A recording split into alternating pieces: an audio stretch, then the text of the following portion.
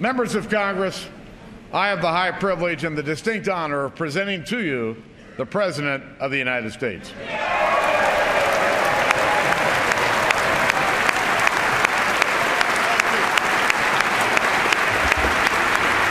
you.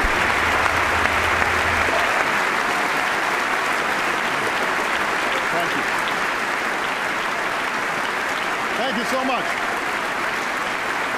Thank you very much. Thank you. Thank you. Please be seated. Mr. Speaker, Mr. Vice President, members of Congress, distinguished guests, and fellow Americans. Last month, I went to Andrews Air Force Base and welcomed home some of our last troops to serve in Iraq. Together, we offered a final proud salute to the colors under which more than 1 million of our fellow citizens fought, and several thousand gave their lives. We gather tonight knowing that this generation of heroes has made the United States safer and more respected around the world.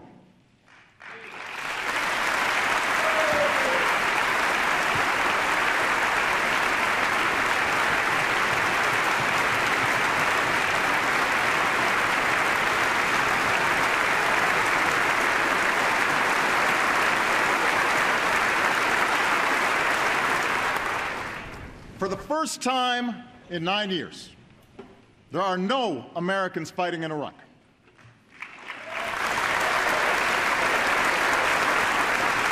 For the first time in 2 decades, Osama bin Laden is not a threat to this country.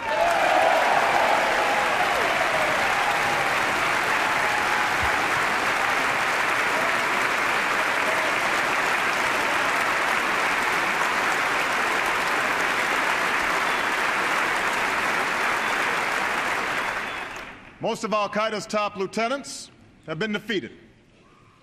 The Taliban's momentum has been broken, and some troops in Afghanistan have begun to come home. These achievements are a testament to the courage, selflessness, and teamwork of America's armed forces. At a time when too many of our institutions have let us down, they exceed all expectations. They're not consumed with personal ambition. They don't obsess over their differences. They focus on the mission at hand. They work together. Imagine what we could accomplish if we followed their example.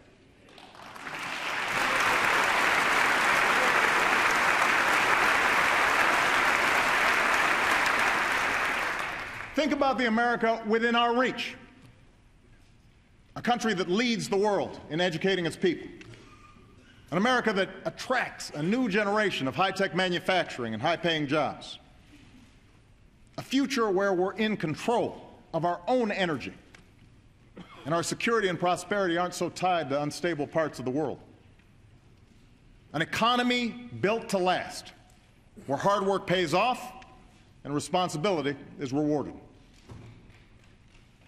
We can do this. I know we can because we've done it before. At the end of World War II, when another generation of heroes returned home from combat, they built the strongest economy and middle class the world has ever known.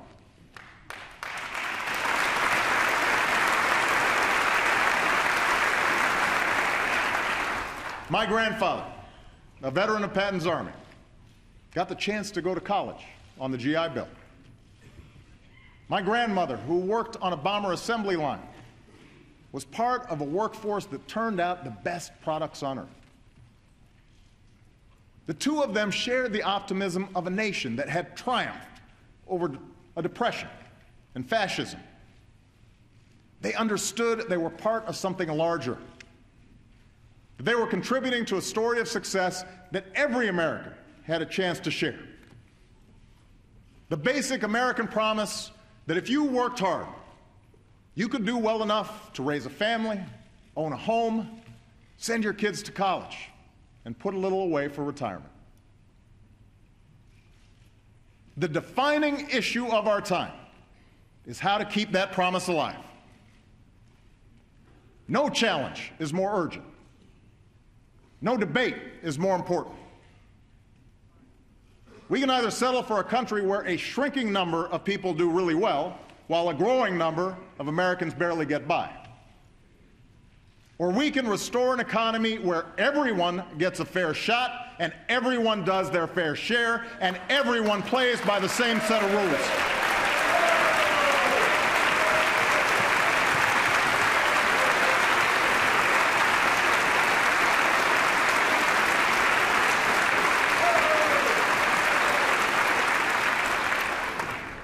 What's at stake aren't democratic values or Republican values, but American values. And we have to reclaim them. Let's remember how we got here. Long before the recession, jobs and manufacturing began leaving our shores.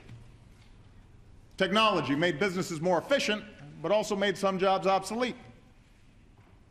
Folks at the top saw their incomes rise like never before.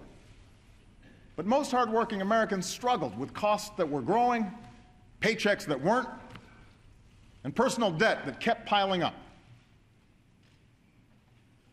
In 2008, the house of cards collapsed. We learned that mortgages had been sold to people who couldn't afford or understand them. Banks had made huge bets and bonuses with other people's money. Regulators had looked the other way or didn't have the authority to stop the bad behavior. It was wrong. It was irresponsible. And it plunged our economy into a crisis that put millions out of work, saddled us with more debt, and left innocent, hardworking Americans holding the bag.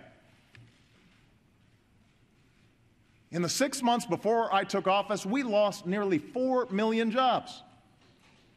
And we lost another 4 million before our policies were in full effect. Those are the facts. But so are these. In the last 22 months, businesses have created more than 3 million jobs.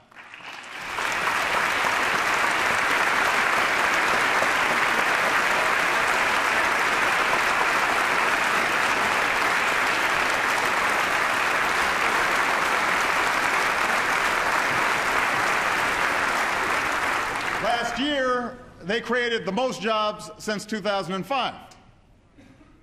American manufacturers are hiring again, creating jobs for the first time since the late 1990s. Together, we've agreed to cut the deficit by more than $2 trillion. And we've put in place new rules to hold Wall Street accountable so a crisis like this never happens again.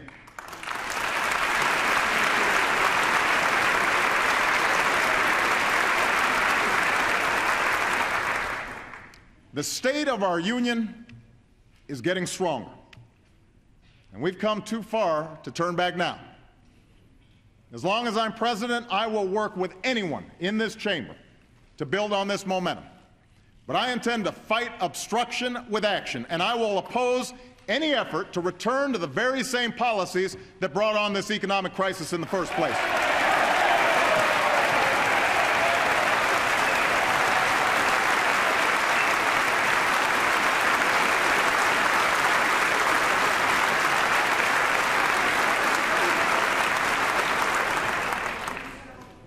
No, we will not go back to an economy weakened by outsourcing, bad debt, and phony financial profits. Tonight, I want to speak about how we move forward and lay out a blueprint for an economy that's built to last. An economy built on American manufacturing, American energy, skills for American workers, and a renewal of American values. Now, this blueprint begins with American manufacturing. On the day I took office, our auto industry was on the verge of collapse. Some even said we should let it die. With 1 million jobs at stake, I refused to let that happen. In exchange for help, we demanded responsibility. We got workers and automakers to settle their differences. We got the industry to retool and restructure. Today, General Motors is back on top as the world's #1 automaker.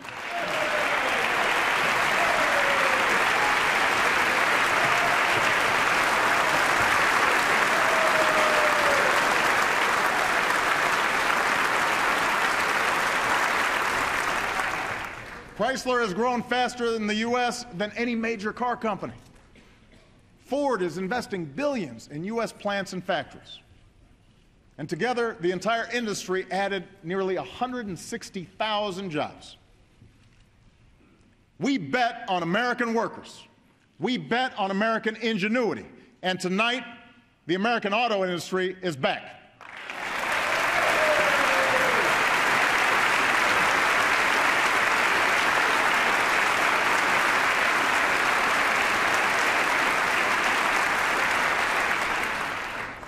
What's happening in Detroit can happen in other industries. It can happen in Cleveland, and Pittsburgh, and Raleigh. We can't bring every job back that's left our shore. But right now, it's getting more expensive to do business in places like China. Meanwhile, America is more productive. A few weeks ago, the CEO of Masterlock told me that it now makes business sense for him to bring jobs back home.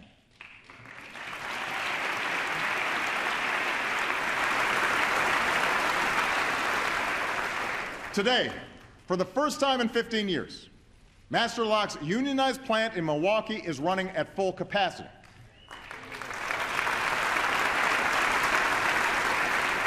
So we have a huge opportunity at this moment to bring manufacturing back.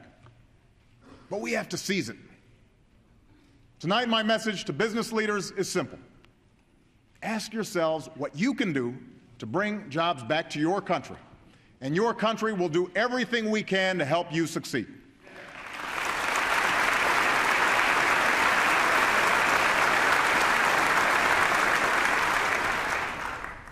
We should start with our tax code. Right now, companies get tax breaks for moving jobs and profits overseas. Meanwhile, companies that choose to stay in America get hit with one of the highest tax rates in the world. It makes no sense, and everyone knows it. So let's change it. First, if you're a business that wants to outsource jobs, you shouldn't get a tax deduction for doing it.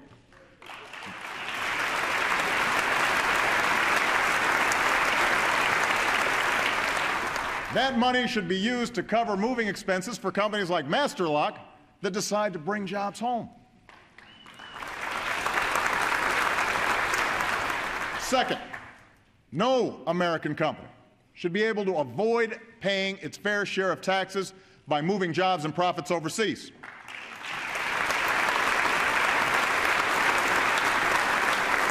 From now on, every multinational company should have to pay a basic minimum tax, and every penny should go towards lowering taxes for companies that choose to stay here and hire here in America.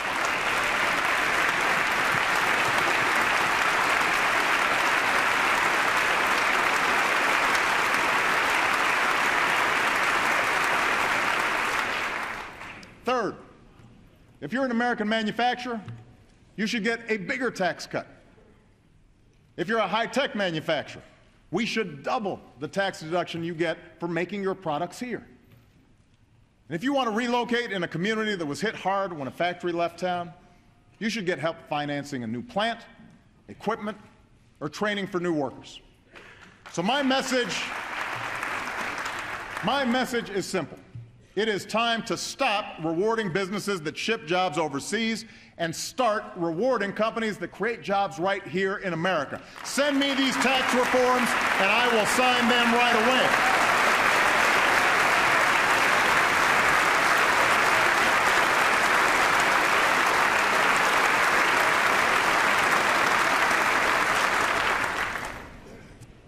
We're also making it easier for American businesses to sell products all over the world. 2 years ago, I set a goal of doubling U.S. exports over 5 years. With the bipartisan trade agreements we signed into law, we're on track to meet that goal ahead of schedule.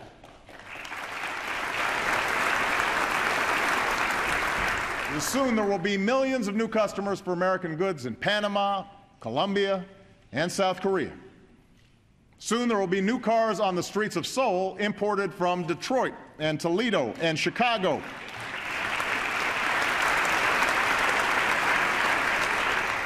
I will go anywhere in the world to open new markets for American products. And I will not stand by when our competitors don't play by the rules. We've brought trade cases against China at nearly twice the rate as the last administration, and it's made a difference.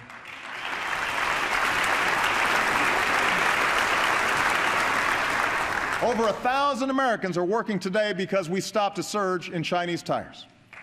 But we need to do more. It's not right when another country lets our movies, music, and software be pirated. It's not fair when foreign manufacturers have a leg up on ours only because they're heavily subsidized. Tonight, I'm announcing the creation of a trade enforcement unit that will be charged with investigating unfair trading practices in countries like China. There will be more inspections. There will be more inspections to prevent counterfeit or unsafe goods from crossing our borders. And this Congress should make sure that no foreign company has an advantage over American manufacturing when it comes to accessing financing or new markets like Russia. Our workers are the most productive on earth, and if the playing field is level, I promise you, America will always win.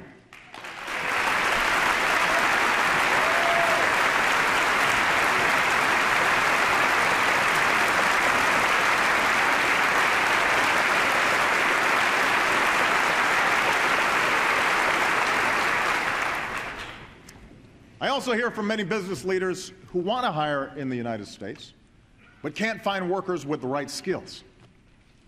Growing industries in science and technology have twice as many openings as we have workers who can do the job. Think about that.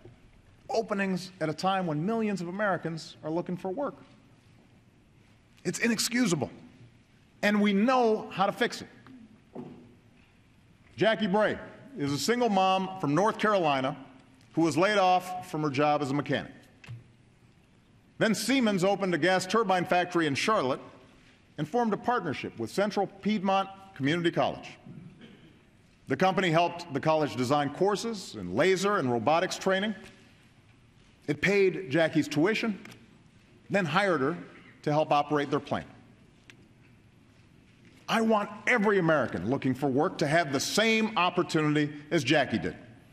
Join me in a national commitment to train 2 million Americans with skills that will lead directly to a job.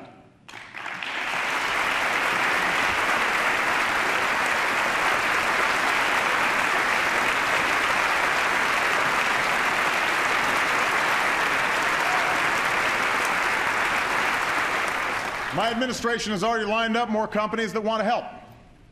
Model partnerships between businesses like Siemens and community colleges in places like Charlotte and Orlando and Louisville are up and running. Now you need to give more community colleges the resources they need to become community career centers, places that teach people skills that businesses are looking for right now, from data management to high-tech manufacturing. And I want to cut through the maze of confusing training programs so that from now on, people like Jackie have one program, one website, and one place to go for all the information and help that they need. It is time to turn our unemployment system into a re-employment system that puts people to work.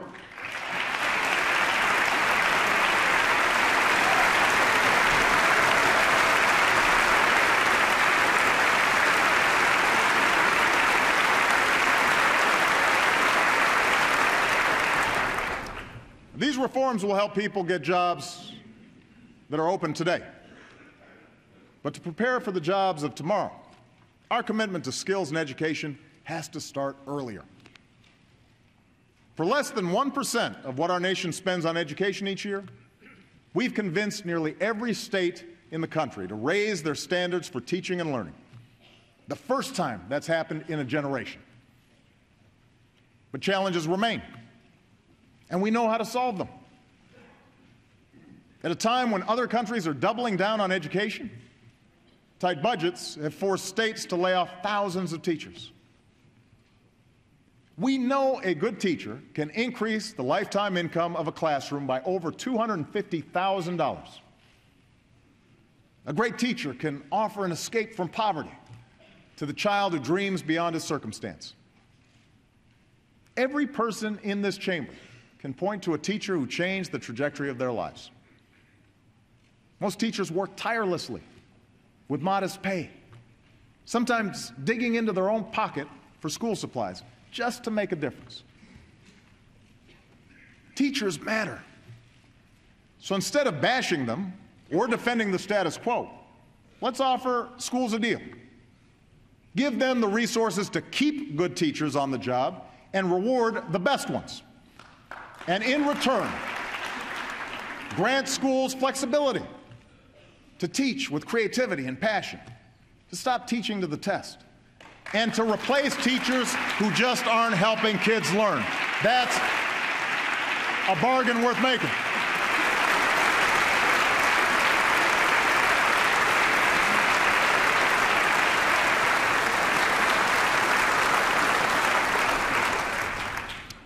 We also know that when students don't walk away from their education, more of them walk the stage to get their diploma.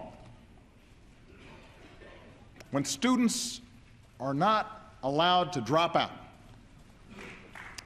they do better. So tonight, I am proposing that every state requires that all students stay in high school until they graduate or turn 18.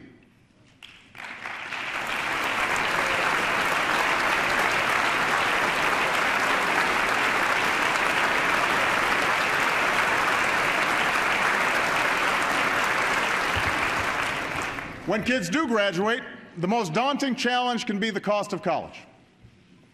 At a time when Americans owe more in tuition debt than credit card debt, this Congress needs to stop the interest rates on student loans from doubling in July.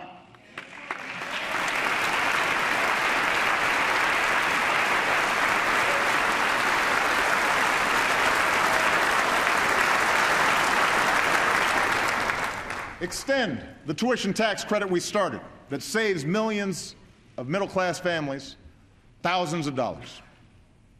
And give more young people the chance to earn their way through college by doubling the number of work-study jobs in the next 5 years.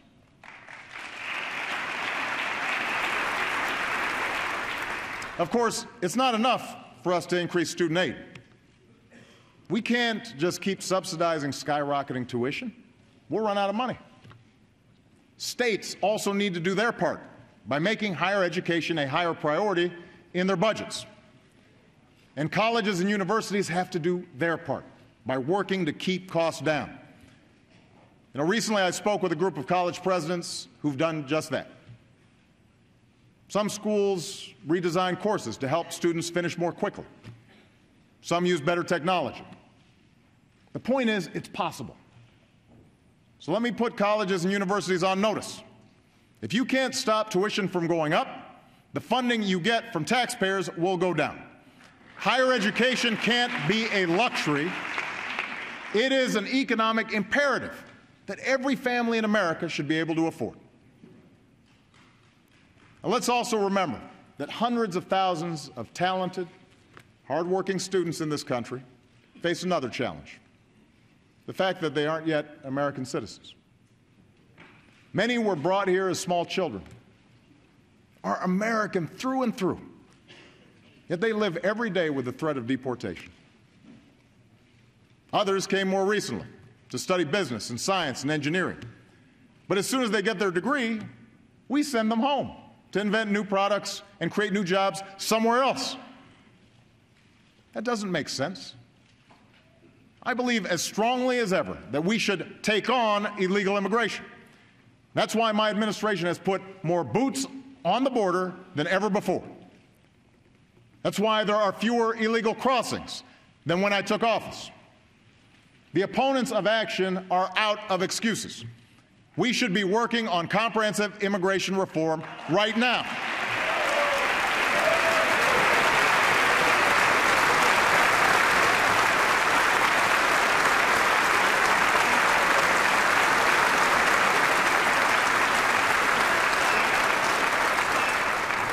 But if election year politics keeps Congress from acting on a comprehensive plan, let's at least agree to stop expelling responsible young people who want to staff our labs, start new businesses, defend this country. Send me a law that gives them the chance to earn their citizenship. I will sign it right away.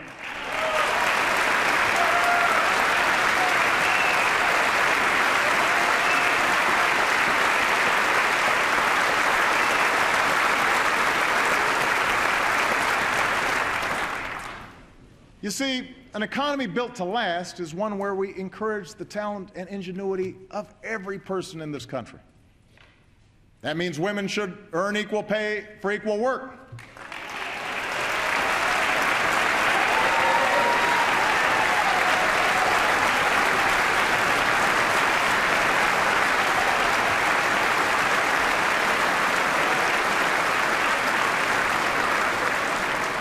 It means we should support everyone who's willing to work and every risk taker and entrepreneur who aspires to become the next Steve Jobs. After all, innovation is what America has always been about. Most new jobs are created in startups and small businesses. So let's pass an agenda that helps them succeed. Tear down regulations that prevent aspiring entrepreneurs from getting the financing to grow. Expand tax relief to small businesses that are raising wages and creating good jobs. Both parties agree on these ideas. So put them in a bill and get it on my desk this year.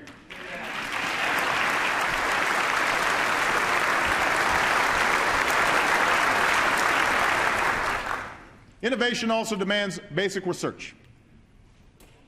Today, the discoveries taking place in our federally financed labs and universities could lead to new treatments that kill cancer cells but leave healthy ones untouched.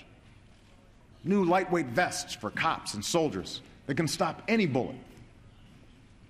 Don't gut these investments in our budget. Don't let other countries win the race for the future. Support the same kind of research and innovation that led to the computer chip and the internet, to new American jobs and new American industries. And nowhere is the promise of innovation greater than in American-made energy. Over the last 3 years, we've opened millions of new acres for oil and gas exploration.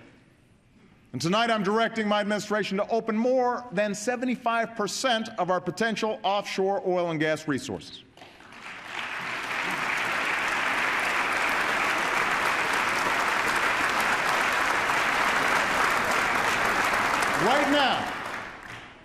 Right now, American oil production is the highest that it's been in 8 years. That's right, 8 years. Not only that, last year we relied less on foreign oil than in any of the past 16 years.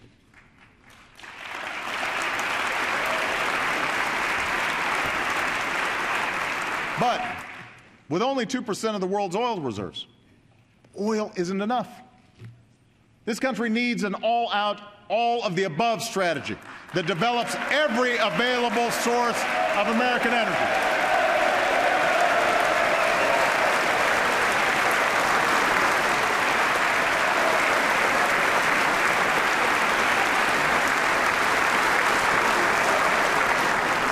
A strategy that's cleaner, cheaper, and full of new jobs. We have a supply of natural gas that can last America nearly 100 years. And my administration will take every possible action to safely develop this energy. The experts believe this will support more than 600,000 jobs by the end of the decade. And I'm requiring all companies that drill for gas on public lands to disclose the chemicals they use. Because America will develop this resource without putting the health and safety of our citizens at risk. The development of natural gas will create jobs and power trucks and factories that are cleaner and cheaper, proving that we don't have to choose between our environment and our economy. And by the way, it was public research dollars over the course of 30 years that helped develop the technologies to extract all this natural gas out of shale rock, reminding us that government support is critical in helping businesses get new energy ideas off the ground. Now, what's true for natural gas is just as true for clean energy. In 3 years, our partnership with the private sector has already positioned America to be the world's leading manufacturer of high-tech batteries. Because of federal investments, renewable energy use has nearly doubled, and thousands of Americans have jobs because of it. When Brian Ritterby was laid off from his job making furniture, he said he worried that at 55, no one would give him a second chance. But he found work at Energetics, the wind turbine manufacturer in Michigan. Before the recession, the factory only made luxury yachts. Today, it's hiring workers like Brian, who said, "I'm proud to be working in the industry of the future." Our experience with shale gas, our experience with natural gas, shows us that the payoffs on these public investments don't always come right away. Some technologies don't pan out. Some companies fail. But I will not walk away from the promise of clean energy. I will not walk away from workers like Brian.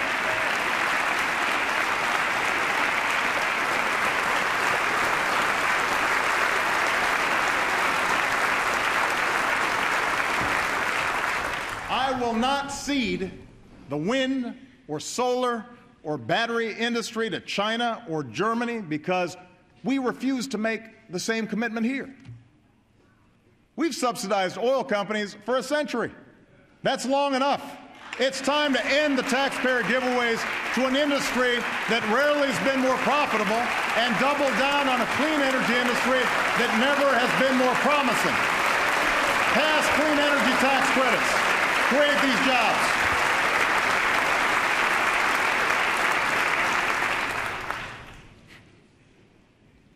We can also spur energy innovation with new incentives. The differences in this chamber may be too deep right now to pass a comprehensive plan to fight climate change. But there's no reason why Congress shouldn't at least set a clean energy standard that creates a market for innovation. So far, you haven't acted. Well, tonight, I will. I'm directing my administration to allow the development of clean energy on enough public land to power 3 million homes. And I'm proud to announce that the Department of Defense, working with us, the world's largest consumer of energy, will make one of the largest commitments to clean energy in history, with the Navy purchasing enough capacity to power 250,000 homes a year.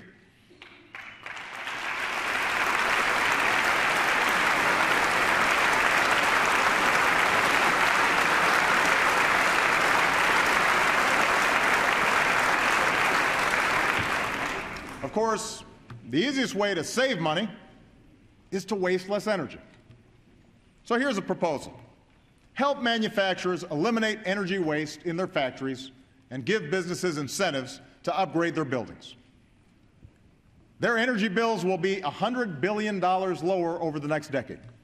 And America will have less pollution, more manufacturing, more jobs for construction workers who need them.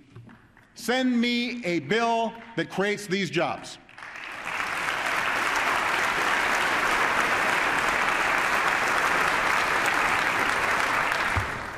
Building this new energy future should be just one part of a broader agenda to repair America's infrastructure. So much of America needs to be rebuilt. We've got crumbling roads and bridges, a power grid that wastes too much energy, an incomplete high-speed broadband network that prevents a small business owner in rural America from selling her products all over the world. During the Great Depression, America built the Hoover Dam and the Golden Gate Bridge. After World War II, we connected our states with a system of highways. Democratic and Republican administrations invested in great projects that benefited everybody, from the workers who built them to the businesses that still use them today. In the next few weeks, I will sign an executive order clearing away the red tape that slows down too many construction projects. But you need to fund these projects. Take the money we're no longer spending at war, use half of it to pay down our debt, and use the rest to do some nation building right here at home.